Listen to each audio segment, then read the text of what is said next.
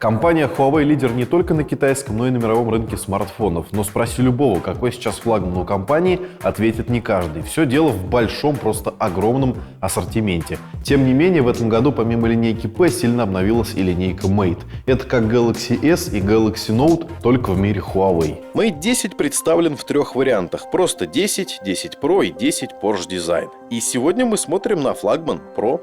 Это первый безрамочник компании, спереди нет кнопок, и тем не менее Huawei додумались разместить крупный такой логотип внизу. Явно фанаты попросили, без него телефон бы не выглядел так красиво. Большую часть передней поверхности занимает дисплей. Над дисплеем только камера, LED-индикатор и датчики. Внизу микрофон, USB-C и динамик. Все симметрично. Слева слот под две сим-карты, карточки памяти нет. Справа качелька громкости и кнопка питания. Наверху еще один микрофон и инфракрасный порт для управления техникой. Всегда приятно. Что у нас сзади? Тут аж 7 слоев защиты, верхний из которых стекло Gorilla Glass 5. Отпечатки, естественно, остаются. Дизайн однозначно оригинальный. Область камеры выделена полосой, под ней расположили сканер отпечатков пальцев. По традиции на флагманах Huawei самые быстрые сканеры, можно настроить и жесты, ответ на вызов, отключение будильника, открытие шторки уведомления или спуск затвора. По габаритам Mate 10 Pro меньше iPhone 8 Plus, больше iPhone 10 и толще обеих моделей. В руке смартфон лежит прекрасно, в отличие от того же OnePlus 5T, руку он не режет. Грубо говоря, излишней худощавостью не страдает. Кроме того, корпус защищен от пыли и влаги по стандарту IP67. Что касается расцветок, то самый симпатичный однозначно синий. Но практичнее и правильнее будет взять простую темную версию. А вот коричневая выглядит так себе, честно говоря.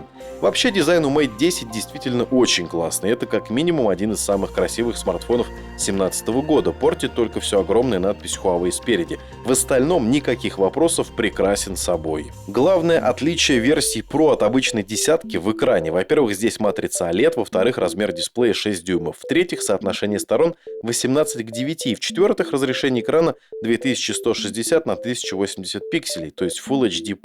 У Mate 10 экран уже AMOLED, 5 дюймов, соотношение сторон 16 на 9, а разрешение 2К. Почему, кстати, в Pro экран больше, а разрешение ниже, не совсем понятно. OLED-экран версии Pro поддерживает HDR10 и претензий к нему нет.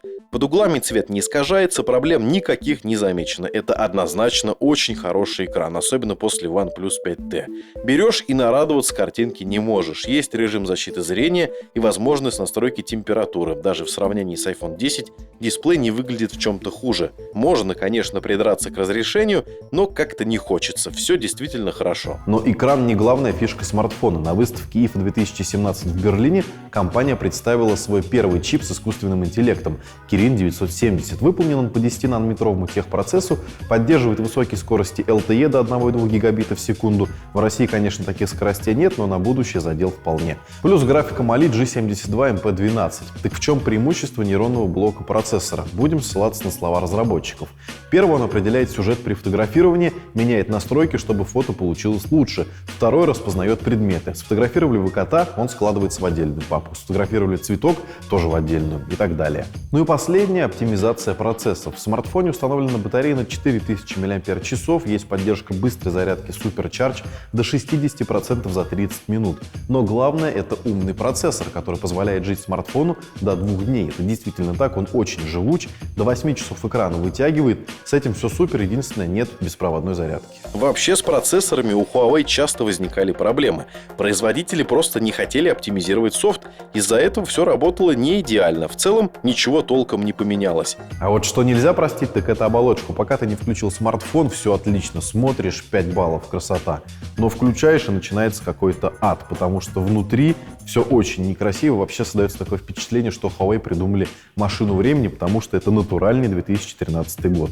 Иконки жесть, обои жесть, элементы системы какие-то слезы. И это учитывая, что здесь Android Oreo уже. Как можно было так ужасно все отрисовать, я не знаю. То ли разработчики с плохим зрением принимали участие, то ли всем на все плевать. И если вам хоть чуть-чуть нравится голый Android или даже iOS, и при этом вы хотите пользоваться Huawei, то с вами явно что-то не так. Тем не менее, MUI имеет пару хороших функций. Настройка сетки рабочего стола 4:6, 5:6 или 5:5, управление одной рукой, настройка клавиш навигации и приватная рабочий стол. Полезно. От грустного переходим к хорошему обратно. Камеры. Не в первый раз над ними поработали специалисты Leica. Основная камера двойная, 12 мегапикселей со светосилой 1.6 и 20 мегапикселей светосила 2.0. Первый модуль цветной, второй ЧБ. Оптическая стабилизация, вспышка, фазовые лазерные автофокусы.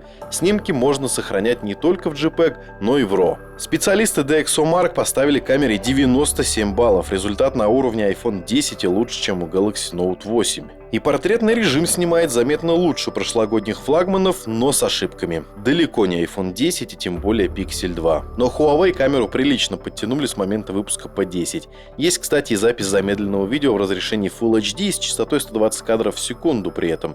Ну и 4К, куда без этого. О чем еще можно рассказать? Оперативной памяти 6 гигабайт, постоянной 128, расширить возможности нет, об этом уже говорили. Bluetooth версии 4.2, NFC с поддержкой бесконтактных платежей.